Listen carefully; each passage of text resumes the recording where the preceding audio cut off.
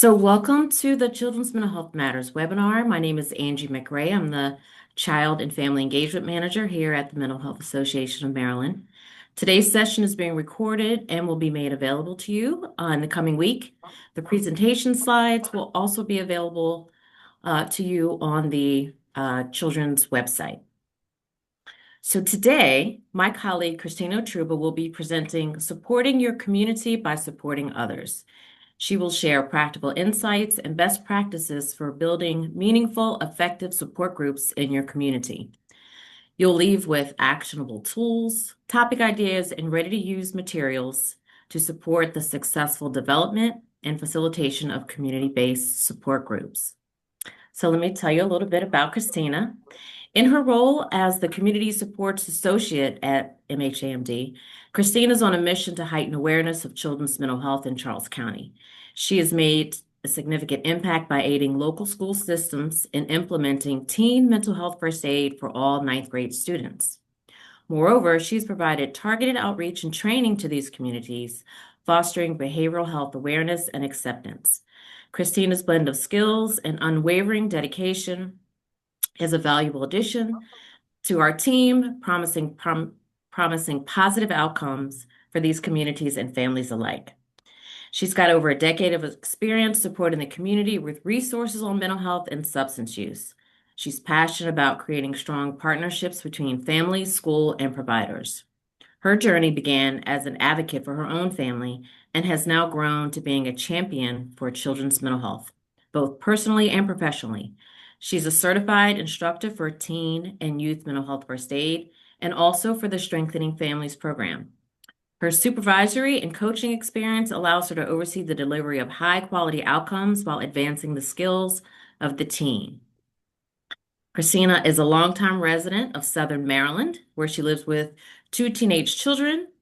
She enjoys spending quality time with family and friends outdoors and can be often found camping in beautiful state parks. Welcome, Christina. Thank you. Thank you so much, Angie. I'm really Awesome. happy to be here with you all today. It looks like we've got three people on, and you people feel free to come off of mute at any time. If you want to turn your camera on, that'd be awesome, but you don't have to. And we are going to get started. Can you move to the next slide, please? All right. So, as we kind of get started, I want to just get to know you all just a little bit. If you wouldn't mind either coming off of mute or putting it in the chat, tell us why you're here today and what is your experience with support groups.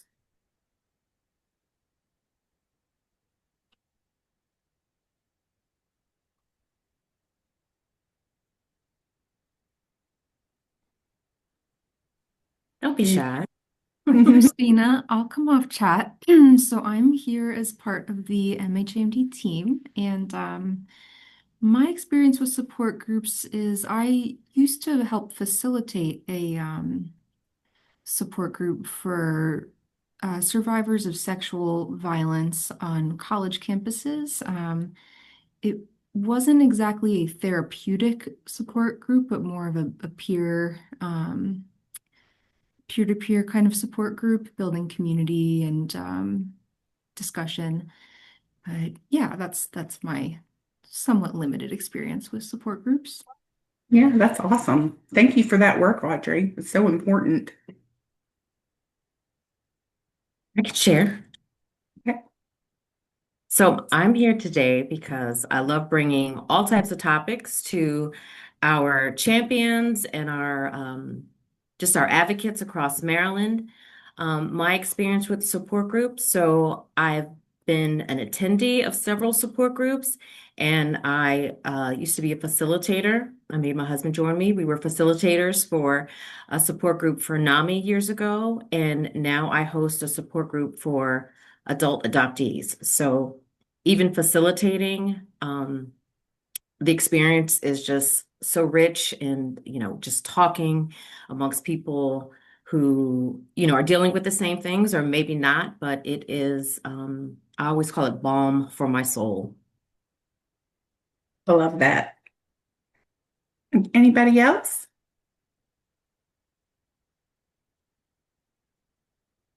Right. Well, thank you guys so much for sharing. We can move on to the next slide.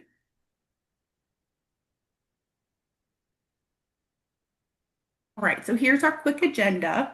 We're going to kind of dig into the needs of your community and discuss different things that are going on that people need support around. We're going to talk about the different types of support groups. There's certainly different styles. And then we're going to kind of get into the advertising and logistics of running a support group. And then we have some great tools to share with you also. Next slide. Okay. So talking about the needs of your community, the first thing we want to do with most of our work in the mental health field is we want to start with listening. You could hold an informal conversation with people in your community.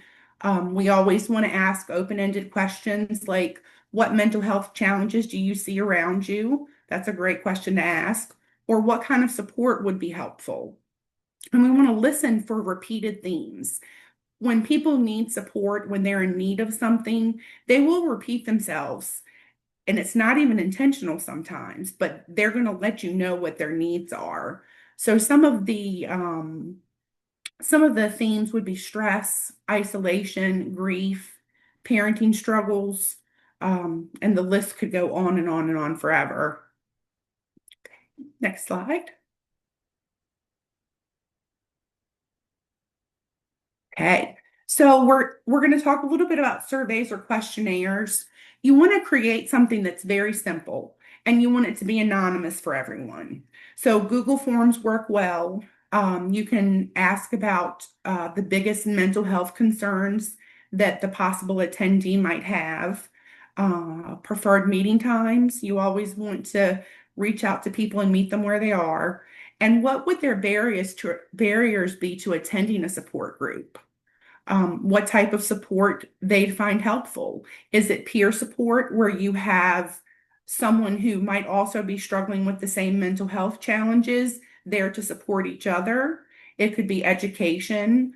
Hosting a series with different topics is a great way to capture a lot of interest, coping skills, and again, the list goes on and on. One of the biggest things you want to remember is keep it short because you want people to respond. And if you have a overly complicated, long survey, you're not going to get as many people to give it the attention that you want. So keep it short, keep it simple. Okay, next slide. Okay, so then we're going to reach out and talk to the local professionals. Most people who are in the mental health world, whether it's as a caregiver or staff, you know the people in your community. So really reach out to those local professionals, counselors, school staff, your faith leaders, healthcare providers, social workers. They're all going to be able to have their thumb on the pulse of what's going on in that community and are invaluable when it comes to giving you the information you need to make your support group successful. And then you want to ask about what trends they're seeing. Is your community in your community, do you see a lot of anxiety or depression? Is it substance use? And more often than not, a lot of times it's simply caregiver burnout. And like I said, they have that bird's eye view of what the community needs are. Okay, next slide. Okay, so identifying the gaps in current services, you might want to ask some of these questions. What supports are already in existence? And who's being served? Who is benefiting from what already exists and who's not? And are there long wait lists for therapy? That is a struggle throughout our state, as all of us, I'm sure, know. But having a support group and finding a community can be so helpful while you're waiting for that professional help. And the gaps often point right at those unmet needs. Next slide. All right, so we're going to get into barriers. And I think Angie and I, working in the Southern Maryland area, we know our barriers for support groups very well. But really understanding the needs of the people that you want to reach out to, that you want to attend. In Southern Maryland, public transportation is not as accessible as in some bigger cities. Childcare is always a huge barrier for everyone. Not everyone can afford a babysitter. Not everyone can find a babysitter. And many people don't have that family member right there to kind of pick up the slack if they wanted to go and do something. And then there's cost, stigma. uh, uh, Things are constantly getting better when it comes to mental health stigma, but it still exists. And then scheduling, uh, you know, like we talked about earlier, doing a poll and really figuring out when the best time is. Is it Saturday mornings or is it Thursdays from 7 to 8? What's going to work best for the community you're reaching out to? And then a lot of it is lack of awareness. People just don't know that there are support groups out there. So we're going to talk a little bit about that as we get further along in the slides about how you can really advertise and make sure that people know about your support group. And, your support group can certainly be designed to reduce those barriers. Next slide. Okay, so now we're going to talk about the different types of support groups and why caregiver support groups matter so much. So the biggest thing that you're looking for in your support group is to make a difference. That's what we all want to do. Somehow, some way, we want to make a difference. So reducing that caregiver stress is huge. If you have 3 people attend your support group and one person leaves the room feeling a little less stressed and a little more supported, then you've won. And it's going to build confidence and skills in those that attend. You're going to create a sense of community because the people in that room, you're talking about a sensitive subject.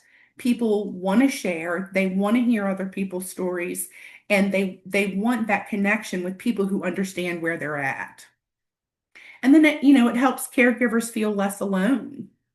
Um, Having a child or loved one with mental health needs is exhausting and it's very isolating. This can improve family communication and resilience also because your attendees are getting so much great information and strategies and tools from you. They're going to take it back to their friends and family as well. Okay, next slide. Okay, so these are the different types of support groups. There's quite a few, and we don't have to dig into all of them, but I wanted everyone to kind of have a general overview, and you will have access to these slides so you can kind of go through them in more detail. Some of the different types of support groups are general parent support groups or caregiver support groups, I should say. And they're open to any caregiver of a child with an emotional or behavioral health challenge. And it's really going to just provide a space to share and reduce isolation. These are often peer-led and they're focused on mutual support of everyone in the room. And then you've got condition-specific parent groups. These are going to be focused on mental health or developmental needs. So this could be a support group around anxiety, depression, autism. It would be something specific. So your group leader would need to be an expert in that, and that does not exclude a peer. As peers, we're experts too, so keep that in mind. And then you've got your behavioral and emotional regulation support groups. And these are really for parents of children who struggle with big emotional outbursts or self-regulation. This would be focusing on understanding behaviors, building routines, and learning those supportive responses. Next slide. Okay, so then we've got the trauma-informed parent group, and this is for caregivers of children who have experienced trauma, and it really helps the parents understand those trauma responses and build a sense of safety and support environment of healing. It really emphasizes those connections between patients and, really focusing on those predictable routines that are so important. And then we've got parent skills and education groups. And these are often based on structured programming. It could be something like my mind just went blank. Something specific like strengthening families, for example. And this is really going to help the caregiver feel more confident and equipped because they're getting really good research-based education. Next slide. Okay, so support group styles. You've got peer-led support groups. So this is going to be people that have lived experience and they're really focusing on understanding and getting that mutual support. There's nothing quite like sitting next to another caregiver who shared your struggles. And I find like when you have those two people sitting next to each other, the strength, you can feel each other's strength and you can really understand what someone else has been going through. And just that, even if you don't get into a deep conversation, can be so powerful. Just being in the same room and hearing someone else's story really means a lot. And then you've got the professionally facilitated groups. So these would be led by a counselor, a social worker, or a trained facilitator. And these are a little bit more structured and they really focus on skill building. Okay, next slide. All right, so we've got our psychoeducational groups, and these are going to teach information and practical skills. They could include coping strategies, communication, stress management. They often include handouts, activities, and short lessons, and they're great for families who want tools and guidance. Okay. And then we've got process or discussion groups. And these are really just open conversations that are guided by a facilitator. These are where you're going to have members share experiences, challenges, and successes, and you're going to focus on emotional expression and connection. And these are a little bit less structured and more relationship building. Okay, next slide. All right, we're still talking about support group styles. I told you guys there's a lot of them. So then you've got your activity-based support groups, and this is where you can really get creative. You can do hands-on activities that support that emotional expression. There's so many different kinds of art therapy that you can find information about, and it can be done really well. I remember back during COVID, we wanted to make sure that we were staying in touch with the families that we were serving, and we couldn't do in-person things, but we wanted to do something fun. So the nonprofit that I used to work for, we had a little bit of funding and we were able to buy stepping stone kits. So everybody got on camera and made a huge mess mixing this concrete, most of them in their kitchens. But it was so fun because everybody got to make something. They put it outside in their garden, and it was a great way to bond even during COVID. These activity-based support groups are really effective for children or even people that are struggling to share verbally. Getting on uh, a support group even virtually, it's really hard to like speak up sometimes. I still have that and I facilitate support groups. So it's understandable, but if you have a shared activity, that brings everybody together and everyone's on a level playing field. And then you've got your skill focus groups. These are going to teach really specific skills. So it could be emotional regulation, mindfulness, problem solving, And these are often structured exercises and practice. Next slide. All right, so now we're going to talk a little bit more about an open versus closed group. So an open group, members can join anytime. It's not a hard stop and start. You come and take what you can with the time you have. And then each session kind of stands alone. It would not be a series. It's really good for communities that have changing schedules or very high needs because you're bringing less barriers to the table. Works really well for drop-in support. Like I said, you can hold your support group from 6 to 7:30 and people come when they can. And then a closed group is going to be same members for the entire duration. It's usually 6 to 8 weeks. And then it really builds trust and a deeper connection because you're seeing the same people every week.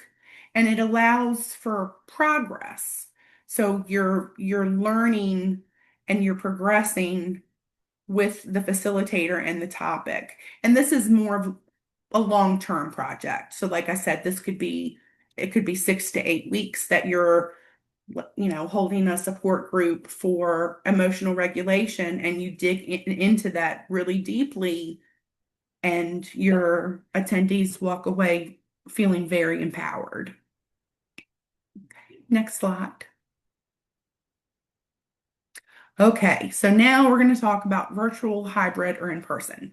And I want everyone to notice that in person has the most description because that is the one that I love the most is getting people together in person. But there's certainly a place for virtual and hybrid support groups. With the virtual or online support groups, obviously you're going to hold them on a video platform, and it really increases accessibility. Our families are busy. A lot of us are in rural communities, and it also can really reduce stigma and help people feel more comfortable. And then you've got the hybrid groups, and this is a mix, and this is really becoming more popular. You see more and more hybrid groups being offered because the people who want to come out and get in person and sit next to someone have that option, and people that aren't comfortable with that, they can still join and get the same information, hopefully have a good time and laugh and connect. And then in person, again, this is really going to create those connections that so many caregivers need when they're going through different things with their children. It really reduces that feeling of isolation, which can be pretty incredible when you're caring for someone with high needs. You have family members and friends, and they don't always get it. But that person sitting next to you who has a child with a similar diagnosis might understand a little bit better.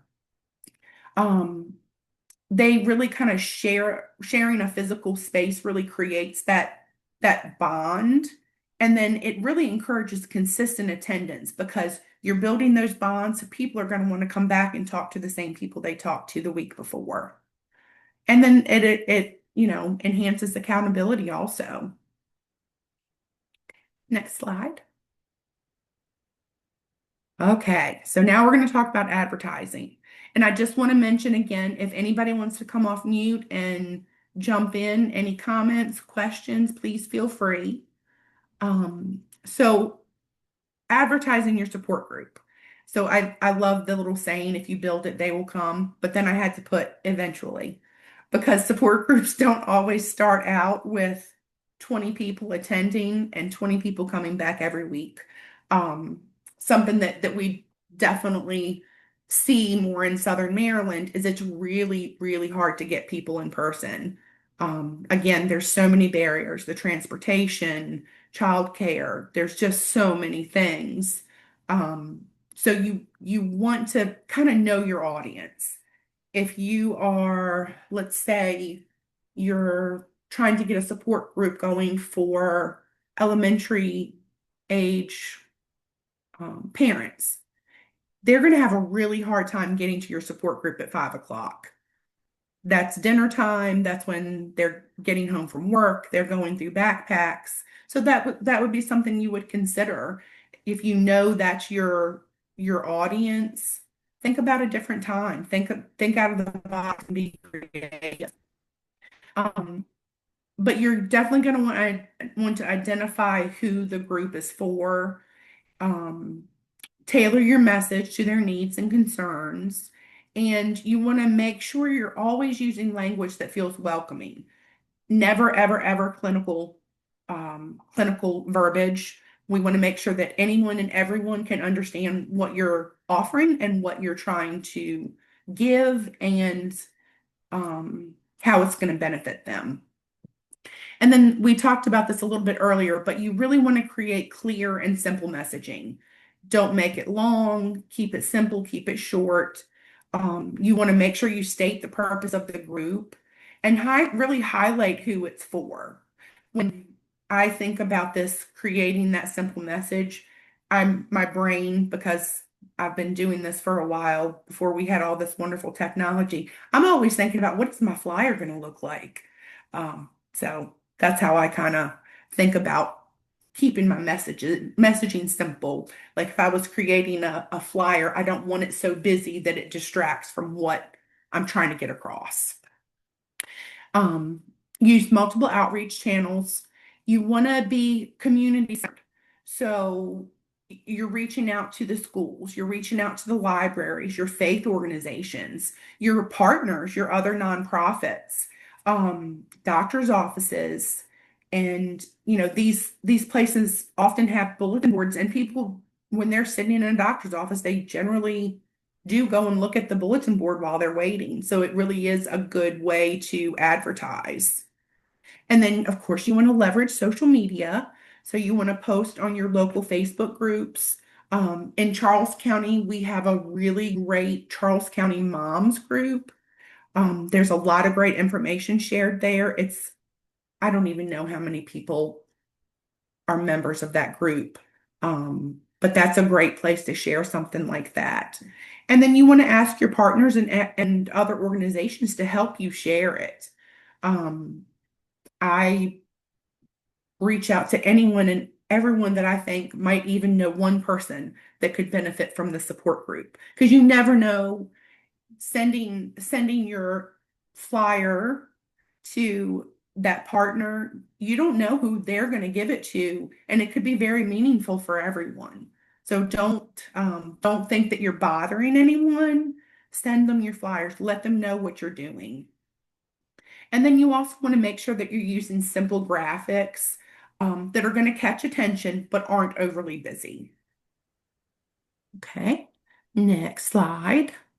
Christina, I just wanted to pop in and share that I often have been discouraged, with support groups because sometimes you go, I've a couple times no one has come, but, no one else has come, and it's easy to get really discouraged. But if you are starting your group, you obviously feel passionate about that topic and you're going to be consistent. And eventually, yes, people will join you. But I just wanted to make a note that it can be discouraging if you don't get the gangbusters that you know that the need is for. But being consistent and true will ultimately benefit. Definitely. I don't even know between the two of us how many empty support groups do you think we've had no shows for? But you just keep plugging away. Yeah. And the good thing about no shows is if you bought dinner or snacks, you can usually take those home with you. So my kids have eaten a lot of support group pizza. And just one more thing about that too is, you mentioned talking in the community, so the need is there. So even when, you have a group and someone's not there, the need is still there. So it just propels you to keep coming back and showing up and being consistent and being available. Yeah, absolutely. That being available and someone getting information about your support group week after week, if they thought, oh, maybe I'll do that, but then they see it the second week and the third week, a lot of times they're gonna take you up on your offer, and they're gonna come and they're gonna hopefully get a lot out of it. So a couple more kind of advertising um, sections. Think about partnering with another local organization. Um, we partner with Parents Place, Center for Children. There's so many different people you could partner with to combine your resources, combine your knowledge to make it an even stronger group. So you've got, mental health agencies, youth programs, even youth sport programs, your local churches, after school programs, the health department. Um, every county's health department is different, but they're doing outreach and making a difference too. Reach out to them and say, hey, this is my idea for a support group. What do you think? And they could give you information. They could give you swag you could give out to your attendees. Sometimes they have different budgets than you do, and they can help with food or snacks or even drinks. Um, and they also can really help you spread the word. And that's going to help build trust.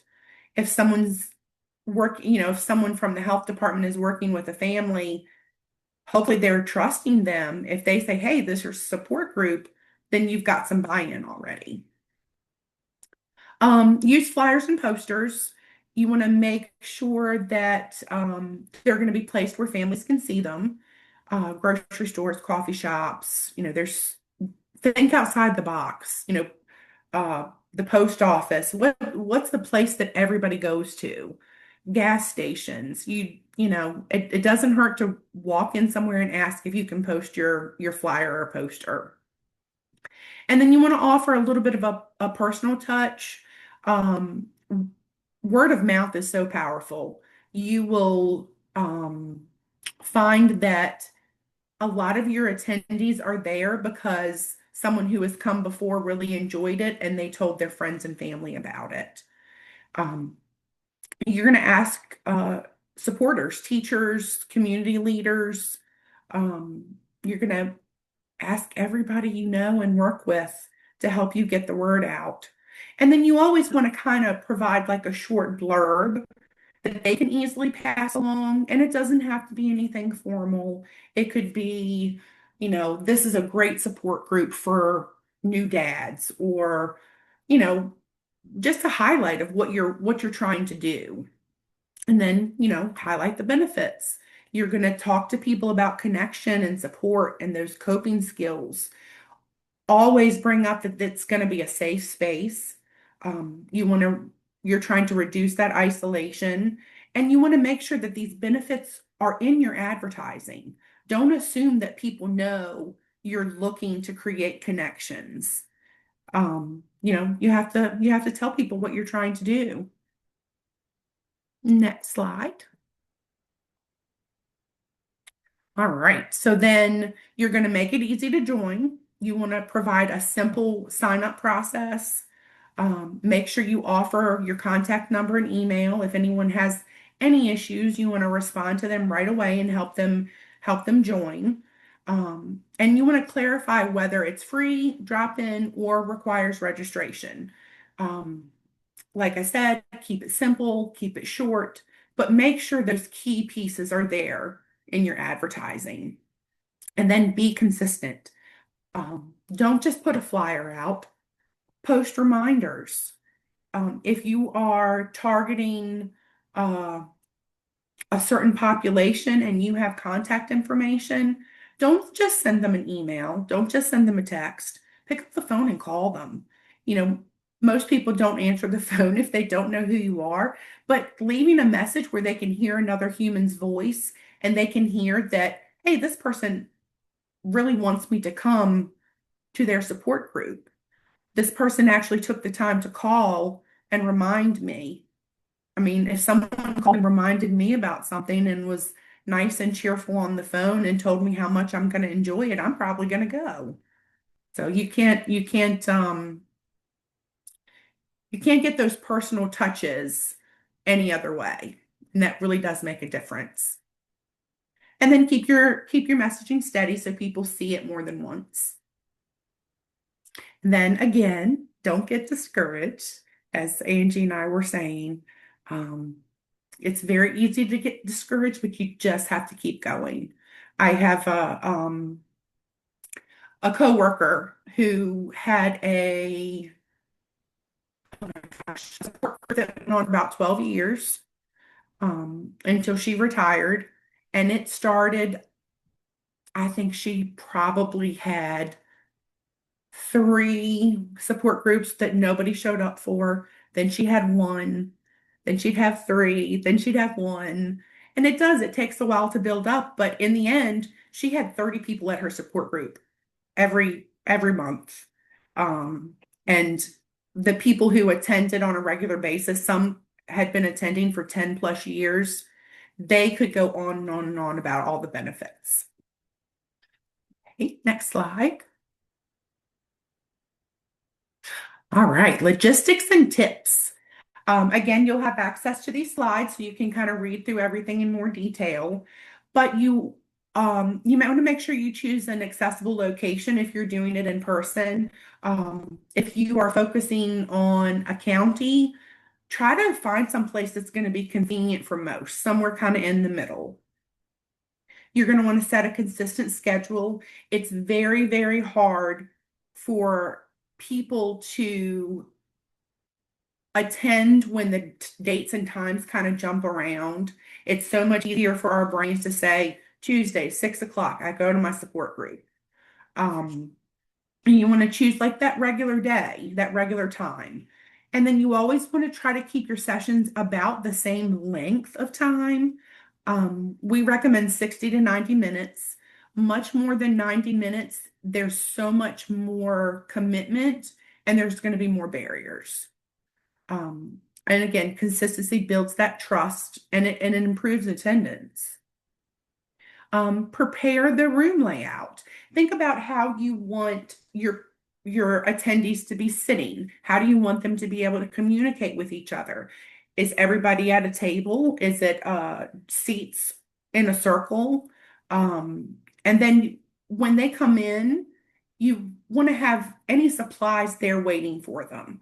So if you're doing a craft or you're doing a lesson on something and you have handouts, put them in their seat or put them in front of where they're going to be sitting so they can pick it up and look at it while they're waiting for people to come in. And it's one less thing you have to do, and you can really concentrate on the information you're sharing. And then make sure the space feels warm and it's not a clinical setting. And nobody wants to go into a doctor's office and talk about their feelings with other people in a support group. So make sure you're in a comfortable spot. And then you want to establish clear group guidelines.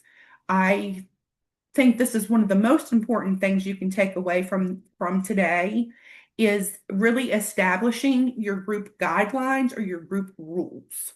So you're going to state your expectations.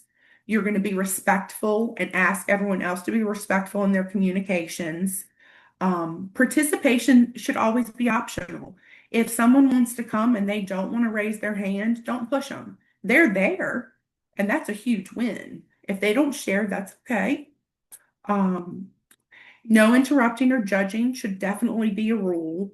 And then these really do create that sense of emotional safety and support in whatever setting you're in. I really like coming up with our group rules together, asking your attendees, so what are some things that you really think are important while we're here together?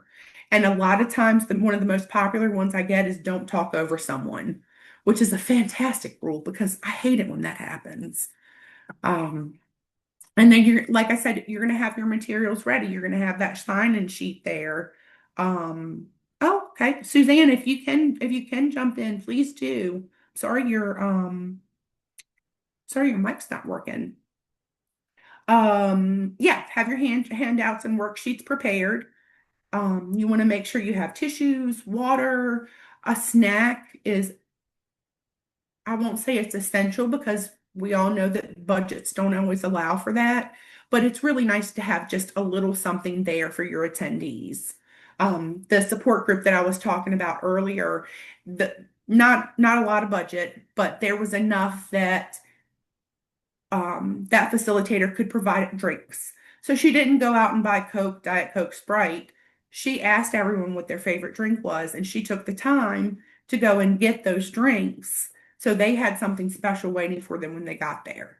That's just that's a lot of work, yes, but it really made the attendees feel special and taken care of.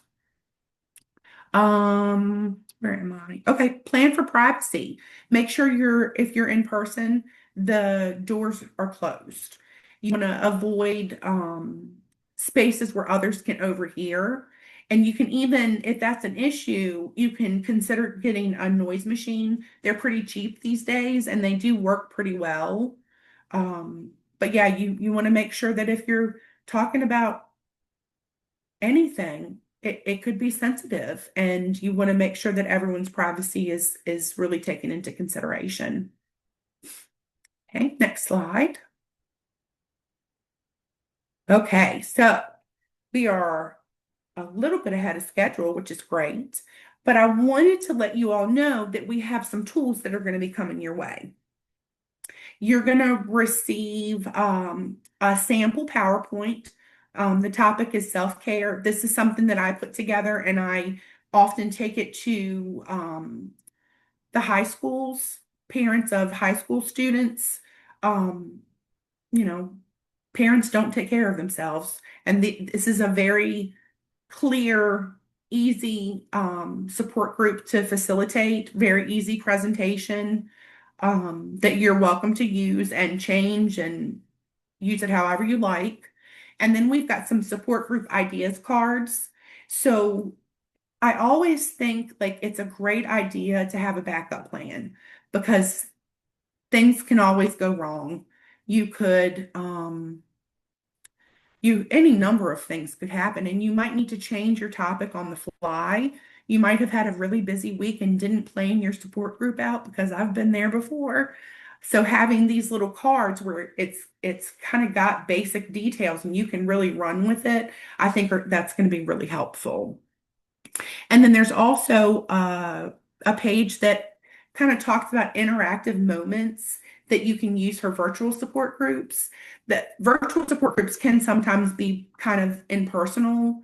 So these are like little fun things that you can do to get people talking and participating in your support group. Okay. Any questions or comments from anybody? I'd love to hear from you all. Hi, Jessica. I see you there, by the way. Thank you for joining.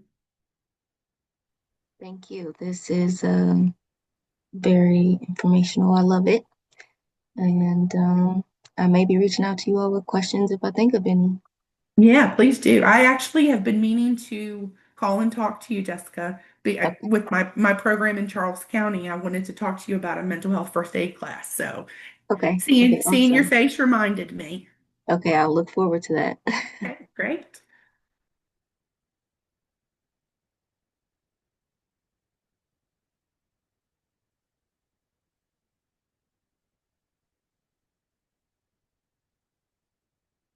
Okay, so we just have a few little housekeeping things. I'm going to turn it over to Angie, and I just want to say thank you all so much for joining in today and listening to me prattle on.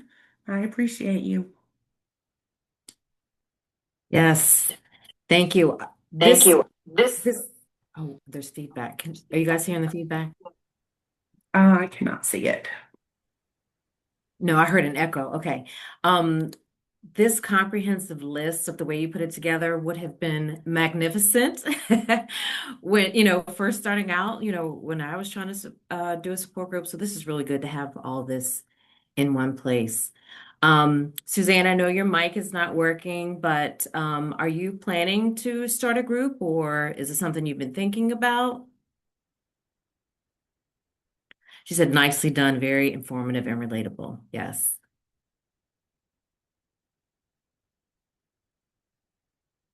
Okay. Well, again, Christina, thank you so much. This was Oh, okay. Suzanne said nothing in the works at the moment. Okay, no problem. But hey, you've got this great guide to start if it ever comes up.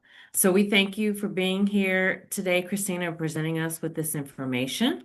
Thank you to our attendees today for joining. As we said, you'll get a follow-up email, you'll get the slides, you'll get the handouts. As well, it might be in the chat, or you'll also get in a follow-up email, a survey. So we'd love to get your feedback on today, and just to make sure we keep bringing you good topics that everybody's interested in.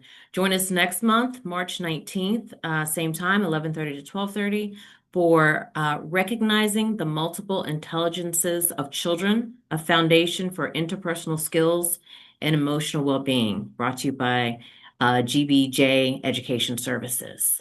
2026 champion registration is open. If you were a champion last year, you don't have to sign up again this year. You'll be automatically rolled over. So you might have already gotten information on that. Make sure you visit our champion corner for all the important dates. As well, we've got one more day left for the annual poster contest. So if you have a student, your own child, any young person you know that wants to submit their artwork. Our theme is No Judgment, Just Help. We're taking submissions through close of business tomorrow. So we'll be excited about that to announce that winner in the coming weeks. We continue to look forward to working with all of you and supporting families and communities across Maryland. Anytime you have questions, you can reach out to us at info@cmhm.mhamd.org. And if there are no other questions or comments, then we will say goodbye and we will see you next month.